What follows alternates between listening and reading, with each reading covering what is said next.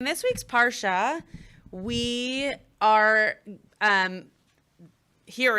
learning the last few plagues. So we had the first seven and let's call it last week's, but this morning's Parsha. We actually didn't read them if you read on a triennial. And then we have the last three plagues in next week's Parsha, or this week's Parsha that we're going to learn about today. So what are the last three plagues that we have in Parshat Bo? I know. Right. Well, we can. So Dam, Tzvardeya, Kinim, Arov, Dever, Shchin. That was last week's Parsha. So Barad. Yeah. So one of the plagues that happens in this week's parsha is choshech, is darkness, and arbe, choshech, makabra. Yeah. I think I said barad. Actually, that wasn't your fault. It was my fault. And one of the aspects of choshech is that when we say the word choshech, we expect that it just means that the lights were turned out, or there was a blackout, or we lost power, right? Back in the day where there was no power to lose, at least in a light sort of way, choshech was a really scary thing. The whole prayer, Hashkivenu, which is a prayer that we say in Mariv, and is something that you say right before you go to bed, is a prayer all about darkness and how scary it is, and to have God keep us safe during the darkness. So darkness was not an easy time for anybody living before the creation of electricity, or just general safe ways to have fire. And so when there was a plague of darkness, the rabbis first wonder, well, okay, there was darkness all the time. Why was that such a big deal? And it turns out, based off of how we read the Torah, but also based off of commentaries, that this was not just a darkness of it was dark outside, there was no sun, but it was an emotional darkness. It was a physical darkness, right? Meaning you could actually feel it. You could touch the darkness, which is hard to understand and imagine. I mean, if you've ever been in a type of darkness where you don't know the space, like not your room when there's a blackout, but imagine being somewhere where you don't know the layout, you don't know what you're gonna step into, or bump into, I should say, bump into. And so that darkness is actually quite frightening because you don't know how to navigate it. Spaces that we know really well, even if it's dark, we know how to navigate them. So though it might not be our preference to not have light, it's not as scary in terms of our physical well-being when there's a blackout. Okay, we're going to read the Torah piece around this, and then we're going to look at some commentary. So it says, Vayomer Adonai el Moshe, Nateh yadcha al shamayim, vayhi choshech al eretz Mitzrayim, vayamesh choshech. So this is how most of the plagues begin, which is put out your arm towards the sky, right? Either locusts come down or put your hand down, and then blood is in the river or in the waters. And so we here are seeing that Moses is being told to put his arm up, right? Because, that's where the light is coming from. And then there's going to be darkness upon Mitzrayim, on the land of Mitzrayim. And then it says, Vayamesh choshech. And this darkness was something that was touchable. So when you say Vayamesh, it means that it was tangible is the word to use. So Vayet Moshe et yado, and so Moses holds out his arm, al hashamayim, vayhi choshech afela, and then the darkness fell upon the whole land of Eretz Mitzrayim for 3 days. So this wasn't just oh wow, it's dark, that's tough. It was 3 days of this dense darkness that could be touched and felt and experienced. Lo ra'u ish et achiv. So this is the part that's really now starting to describe the type of darkness. So you couldn't see your brother. A man could not see his brother. Velo kamu ish mitachtav shloshet yamim. And so for 3 days, a person would not get up. Mitachtav literally means from his tush. For 3 days. So he just sat where he was for 3 days. Hey, do you want something or need something? You're what? Oh, sure, you can have some food. Were you guys just hanging out here after shul? Oh, wow, it's a long time. Okay, so he wouldn't get up from his place for those 3 days, and all of Bnei Israel had light in their dwelling spaces. So what do we know? What do we know about this particular darkness, this particular plague? Okay, it immobilized people. Great. Israelites weren't subjected to it. Okay, so we seem to imagine from the last 6 words here that the Israelites were not subjected to it. Now, interestingly, it didn't say that beforehand, right? It said that it didn't say that about the not getting up, the not being able to see your brother, but it did say that they had light in their dwelling spaces. So it's unclear to us if when they walked outside, they still experienced darkness, and therefore just inside their homes they had light, or was it the case that they themselves kind of carried the light, and therefore anywhere they were, right, anywhere they were in a dwelling that they would then dwell, would be light. So it's written very creatively and ambiguously, I think, for a reason. I think it's trying to get us to imagine why them versus us type of thing. Any other questions or things that we know here? Well, this darkness is so, I mean, they use the word thick, but, Yeah. you know, for it to be that tangible. Right. Like there was a couple years ago when the power went out, our neighborhood had a power loss. It was some, mudslide. Sure. Our particular area had no power. It was so scary. Yeah. It was just Right. like, oh no. Right. Right. And I remember thinking about, is this like the plague in Egypt? Right. It feels that scary. Sure. So uncertain. Sure, right. That uncertainty, I think, is something that darkness definitely brings with it, that we don't know. Sometimes we don't even know what's causing it, but we definitely don't know when it's going to come back. And that uncertainty makes us uneasy. But yeah, to your first point, it was something that was felt, right? I don't know if any of you experienced that crazy fog that we had recently, maybe like a month ago, where you couldn't see like 4 feet in front of you. I mean, it was really dense fog, and it was because it was warmer on the ground than it was in the sky, and that combination. Terrifying. I was driving. Yeah. I couldn't see past the end of it. Right. I took a picture when I came home one day, I think from work, I don't remember. And I came home, it was dark, and you couldn't see to the end of like the row of homes on my street, right? Which is insane. Like you could always see to the next row of homes. But so though you couldn't feel it, right? Like it didn't feel like something, you can feel it. Like when you go outside and you feel like almost suffocated by how dense the air is. And that must have been what the darkness was like. Yeah, Joey. Yeah, well, you probably know this from driving up and down I-5 to the San Joaquin Valley. There's the Thule fog can stick around for days or even weeks on end. Right. There are places that have this type of dense fog, right? Yeah, So I remember experiencing that. Have you ever done that when driving up and down there? Or driving probably, because I lived in Northern California, so probably, yeah. That. So there's what we're talking about here is very similar, except for it's a darkness, not a fog, right? So it is something that is all of the things that everyone just described, right? Uncertain, scary, unable to see through, something that was affecting certain people and not other people, right? This is a to me, this is the plague that is the scariest, right? The others feel a little bit fantastical. This one feels very real, actually. This one to me feels like a very real possible plague.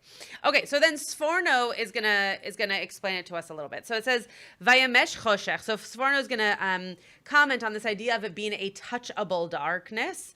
This will remove the normal darkness called night. So interestingly, this is not just night. This is beyond night, right? This is something now that is a different kind of darkness. The reason this was necessary was that the night consists of air ready and capable to absorb light in the morning. The darkness that would occur now was something unable to interact with light at all. So we're not just talking about in a few minutes it's going to be dark outside, but then we expect that it's going to be light in the morning. This was a type of darkness that even if it became morning, it wouldn't affect it. It would remain dark. So again, this was not the absence of sun. This was a different kind of darkness that was taking over the entire land. The reason for this inability to interact with light was the density of the texture of this darkness. As a result of this totally different kind of darkness, lo ra'u ish et achiv, for even a lit up flare would not be able to make a dent in that darkness. So imagine like a wall, right? If you put up a wall over the lights in this room, even if the lights are on, you're not going to be able to tell that there is light. Right? So that's what they're talking about here, is that he is talking about here, there is some type of impediment to the light. It's not just a switch over from moon to sun. It's the actual inability for light to get through. And I think that is in some ways also commenting on this idea of not being able to see your neighbor. Right, that there was this blockage that people had, that they were not able in this darkness to recognize, to see, to acknowledge, to talk to bring their light into the homes of their neighbors. So if we wanted to drash that out a little bit, this is not just a physical darkness. This is also an emotional darkness, as the bar mitzvah kid talked about earlier today. Right, there's a freedom that is internal and there's a freedom that's external. So it's possible that these people were feeling their own type of darkness, their own type of hardship, their own type of burden from, you name it. There's lots of things going on, and they are feeling like they are in the dark, right? And that there is nothing that is going to bring light to them. And that this idea of darkness, like what's the word I'm looking for? Like taking away the light or being the opposite of the light is not what they were dealing with here. They were dealing with a constant darkness, no matter if the light existed or not. Thoughts on the Sforno piece or the drash that I just gave on the Sforno piece? That feels very real. Yeah, it does feel very real. Yeah. Polarization, closed-mindedness. Yes. Even our own capacity to discern and to Sure. have insight. Right. Feels so present. Yeah. in these Right. It's like a blockage, right? There's something that's not allowing us to permeate the world that allows us to speak to people or listen to people or imagine the goodness in people. And so there's this block, there's this darkness that just kind of hovers and lingers. Okay. Anybody else? Or should we go to the Rashi?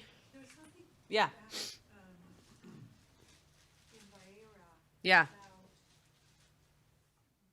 not knowing God's name. Or Yeah. that kind of thing where the not, like we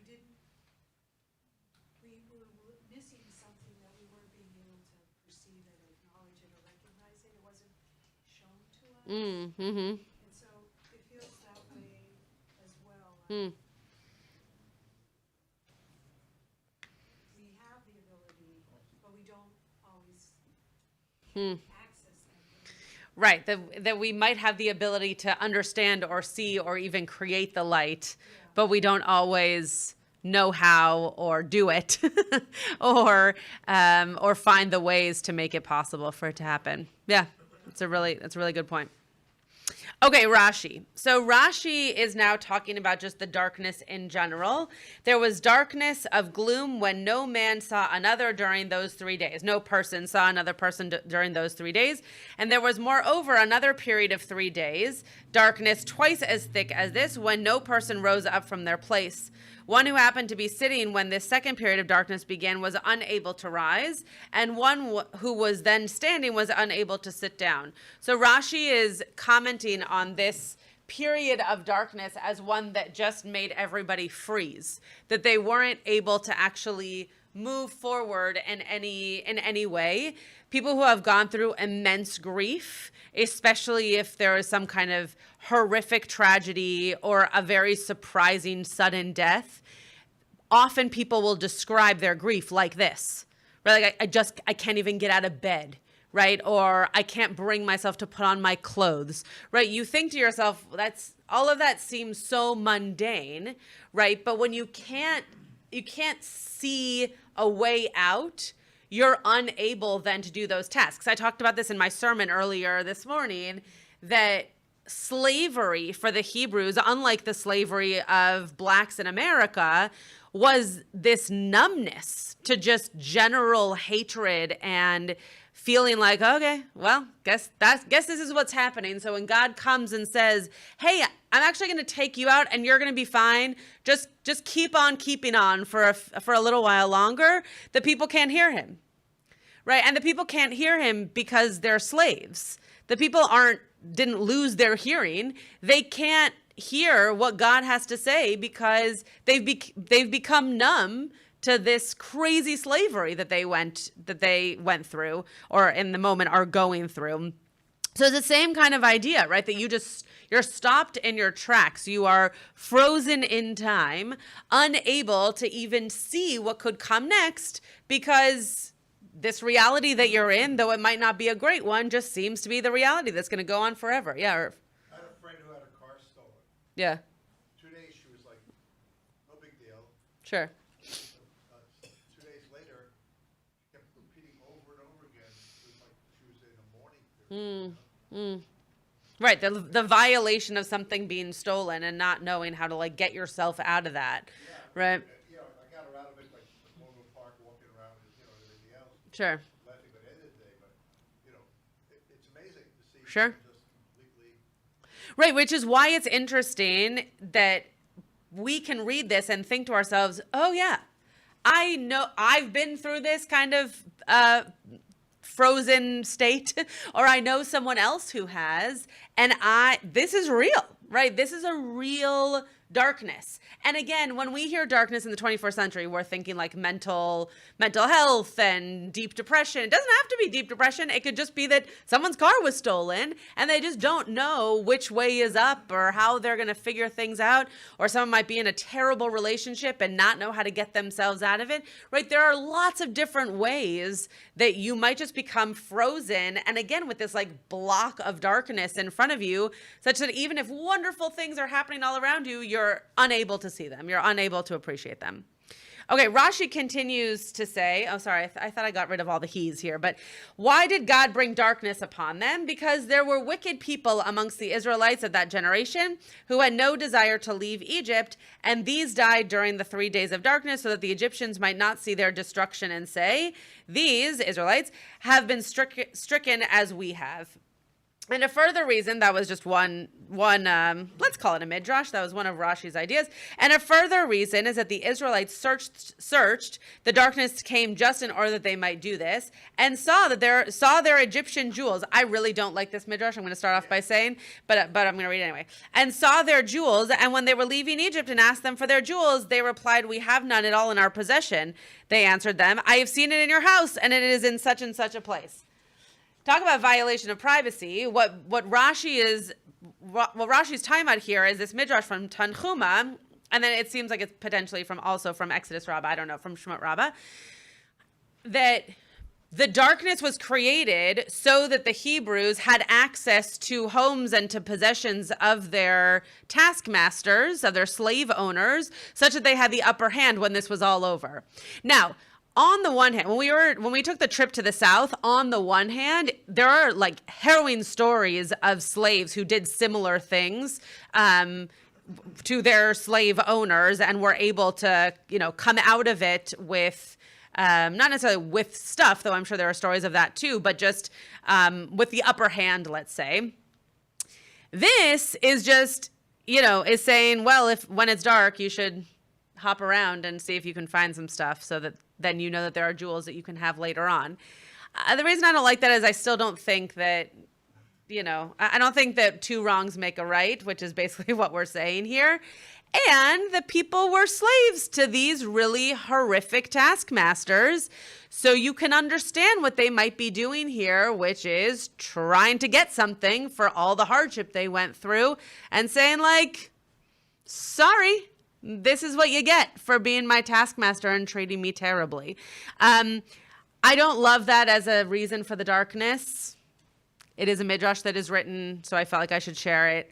I think that puts, no pun intended, I think that puts our people in a bad light. I would like to think that our people were even in their toughest moments, were a better people than that. But that's just me. Any thoughts? Wow, Bob, you are our 10th. We will now have a minion for Mari. Thank you so much. Anybody have any thoughts on that, on the Rashi piece here? I don't like it as much as you. Yeah, great. Okay, so we're all on the same page of not liking it. Sounds good. Okay, so turn the page. We're going to look at Chizkuni here. This I think is very interesting, and I think I wrote a drash on this last year, maybe it was a few years ago. But Haya or b'moshvatam. I think that's actually. Oh yeah, no, that's right. Moshvotam. So they had light in their dwelling spaces. Now, Paul, this might be where you're remembering this from. It doesn't say who the they are, right? It doesn't say what having light in their dwelling spaces means. But the way that we understand this is the way that Chizkuni is going to explain it to us. It's noteworthy that the Torah here does not refer to the province of Goshen as it had during other plagues, meaning we're not talking about a specific location, a specific place on your GPS, but implies that Israelites living in other parts of Egypt were also not affected by this plague. So that's one way of understanding it. That elsewhere in the region, they also didn't have the darkness, even though the Egyptians did everywhere that they lived. Our sages claim that when an Israelite entered the house of an Egyptian, they were able to see normally in that house also. What does this mean? That the Israelite could go to the Egyptian's house and rob the jewels? No, that was the last one. He has life in the house. Or is it also saying that if I'm in the Egyptian's house, the Egyptians also have life? That is exactly what it's saying. But what does that mean? It wasn't affecting the Egyptians, it was affecting the area. What wasn't affecting the Egyptians? You're going to the Israelites. No. Let's read it one more time. When an Israelite entered the house of an Egyptian, they were able to see normally in that house also. So what's that implying? The lights with the Israelite. Yeah. Wherever the Israelite is, that light goes Great. with that. So it was like, I don't know if any of you remember this video. I was young, but there was a video for, my gosh, what was the name of the band? Anyway, whatever, for some song, and there was like a thing on top of everybody's head that when they would walk around, there was like a light, and then there was also a number because it had to do with your lifespan. The song did. If it comes to me, I'll think of it. It's on the tip of my tongue. It's very close. If I break it into song, that's the song I'm talking about. So what this is implying is that the Israelites had light, not a flashlight. They were light. And so when they would go into an Egyptian's home, which by the way gets rid of the midrash of taking the jewels, because it wouldn't have worked, because if they were light, then they couldn't have gone in and stolen the jewels. So if they were light and they were going into all these homes, what is that also implying? That we weren't doing it. That the Israelites were not going into the Egyptians' homes. And for all of us living in today's day and living amongst lots of, whether it's anti-Semitism or just racism or stereotypes, this is poor community building. This is poor relationship building, right? The idea is that if you have something and you know that someone else does not have it, you should share it, not keep it from them. So the fact that our Torah tells us that the Israelites had light and that the Egyptians did not, and that within the Israelites there was light, but the Egyptians still were in darkness, what the Torah is saying to us is, hey, you didn't do anything with your light. You kept it for yourself. Yeah, Brian. I'm wondering if to whom the he applies. Is it to the Egyptians or to the Israelites? We know that the Israelites had light in their dwelling, so maybe Hiskuni is saying, if an Israelite goes to a dwelling that's not his, the Israelite can still enjoy light, but the Egyptian still can't. So the Hebrew seems to apply the Egyptian. She'afilu keshehaya Yisrael b'veit hamitzri. So when there was Israel, literally, in the house of Egypt, in the house of an Egyptian, b'mitzrayim haya or imo. So within the Egyptian, there was light in him, with him, on him. Yeah. So it seems to be implying that if the Israelite had just gone into the house of an Egyptian, they would have had light. But the fact that the Torah tells us that there was no light in any of the Egyptian dwellings, it seems to mean that the Israelites weren't doing anything to help them. Now, by the way, when you are a slave or you are being persecuted by a people, it's not like you're thinking, wow, I would really love to help those guys out, right? You're not thinking that. You don't see Holocaust movies where the Jews who were in the camps were then also trying to help the Nazis somehow get food on a night where it was hard for them to do so. Absolutely not. That is not happening. And that's not because they were bad people, meaning the Jews, right? They were not bad people. But it is interesting to think about that if you knew you had something that someone else needed, that you kept it from them. Was that a tactic? Was that self-preservation? Was that just because they had the upper hand finally in something rather than the rest of their slavery? Who knows? But it definitely is a very interesting sociological dissonance here in our Torah. Anyone want to say anything else about this? Okay. Okay. Sorry. Now I'm rushing, which I didn't think I thought I was gonna have to. Okay, go to the back. We're gonna look at some modern sources now. I want to look at the Harold Kushner, Nelson Mandela, and Martin Luther King piece. I added the Martin Luther King piece because Monday is Martin Luther King Day, and I thought it would be nice to have his voice addressed in the room as well. The Aviva Zornberg piece is very interesting, and it talks all about dehumanized rights. So I feel free to look at that at a different time. Okay. Rabbi Harold Kushner says, perhaps the Egyptians were depressed by the series of calamities that had struck them, or by the realization of how much their own comfort depended on the enslavement of others. The person who cannot see their neighbor is incapable of spiritual growth, incapable of rising from where they are currently. So this is very similar to what I spoke about this morning, which is when you are in a moment where you are being shut down and told that you are small and told that you mean nothing, it is very, very hard to imagine any type of growth. Right. And so to see here that if you can't see your neighbor, right, this is taking the flip side, this is taking the Egyptian side, that if you are now surrounded by this darkness, maybe it's a type of darkness because you realize how terrible you've been to a whole slew of people, right? We do know those types of stories from the Holocaust, that people who came out, especially people who were young when they joined the Nazi Party, when they came out of the war and they realized what they had done and how much devastation had done to humanity, there was remorse, not by everyone, but there was some remorse, and there was some apology that came after that because they entered into something they didn't understand, and now all of a sudden they understood it. So what Rabbi Kushner is saying here is that if this plague was one that also stopped their ability from seeing what they were doing and how they could get their way out of it. Which is a very interesting way of turning it on its head, that maybe this was a plague that shouldn't have happened, so that the Egyptians realized what they were doing that was so wrong and could actually grow out from it. It's a very interesting point. Okay, Nelson Mandela, not a rabbi, said, in those early years, isolation became a habit.